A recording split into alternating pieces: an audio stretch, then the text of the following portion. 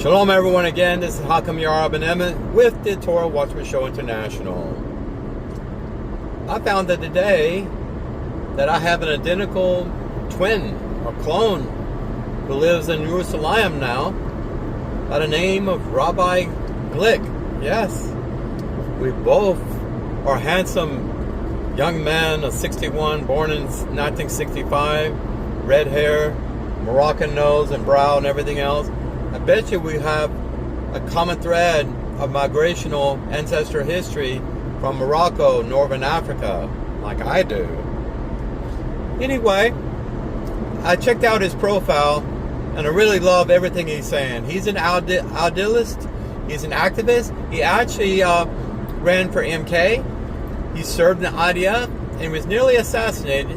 He was shot by a Palestinian that claimed that he was trying to do away with Al-Aqsa Mosque. Folks, what Al-Aqsa Mosque essentially means is that all the Temple Mount, and actually Hamas referred to Jerusalem as Al-Aqsa too.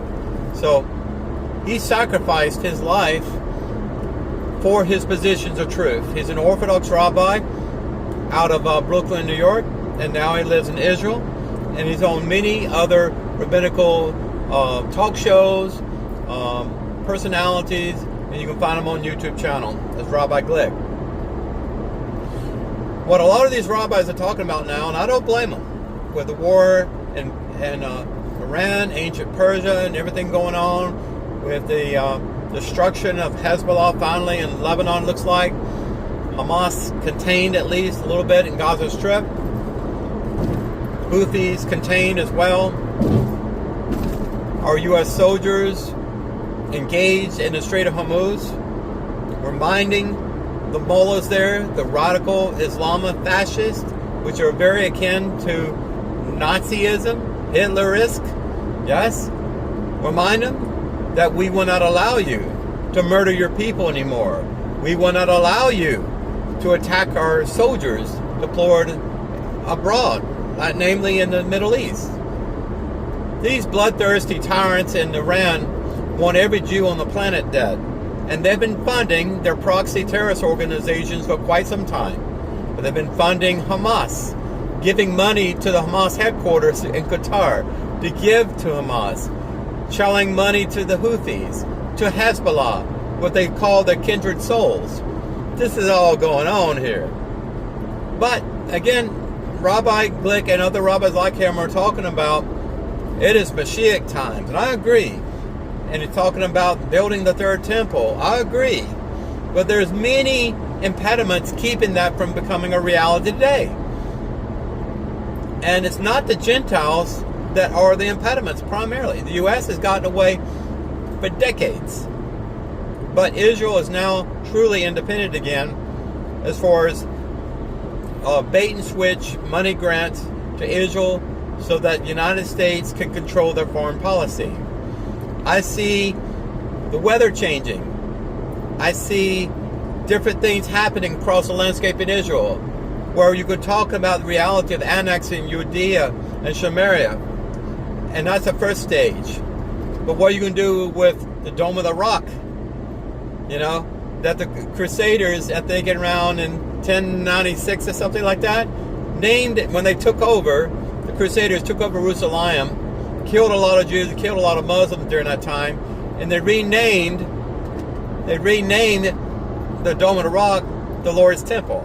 And from that point on, everyone, including rabbinates, have called the Dome of the Rock the ancient site for the temple. I don't know if they're talking about King Herod's the Great temple, which was a fake temple, not kosher at all, built by a pagan, a monster, or King Solomon Temple, but actually the holy, if you want to look at Temple Mount today, it's approximately 36-40 acres of real estate.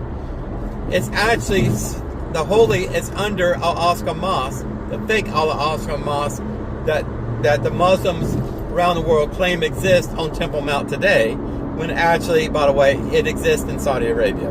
That's a whole nother discussion. Sorry about the road noise. I get all these ideas when I'm driving home. I hope you appreciate my videos. All my love to Rabbi Glick and what he's doing. I support him. I cannot wait to see him when I'm in Jerusalem one day, maybe 4 or 5 years from now. Hopefully we can work together for common good. I love to hear rabbis talking about the future. I love to hear Orthodox rabbis talking about Zionism and Christian Zionism and things of this nature. I love to hear that, because the ultra-Orthodox, they are taking everything good from Israel, getting all the nice benefits for free school and tuition, all this, but they do not respect Israel's right to exist since 1948. Even our esteemed Rabbi of Chabad did not recognize in his time Israel's right to be independent and exist. Why? Because they said everything Zionist is wrong, it's against the Torah, it's secular, and everything else. Whatever. Anyway, this is Hakam Ben-Emmett signing out to the next time.